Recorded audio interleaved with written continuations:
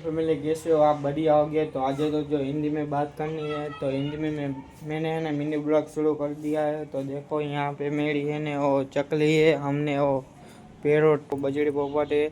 आज तो हमको हिंदी में बात करनी है तो हम तुमको दूसरा एक मछली दिखाते हैं। तो देखो अंदर भी मछली है। तो कैसे हो फैमिली आप? बढ़िया हो गए ना? तो चलो आप हम बैठे यासु यहाँ मेरी काकी ने वो सब है।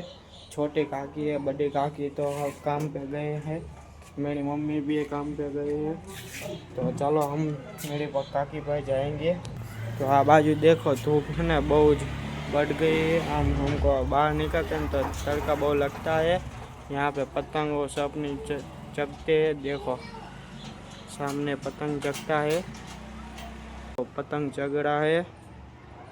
तो जो मेरे काके के घर आ गया तो यहाँ पे जो चकली है यहाँ अमाए है। और देखो यहाँ भी है, यहाँ तो कितनी साड़ी है और सब बच्चे हैं।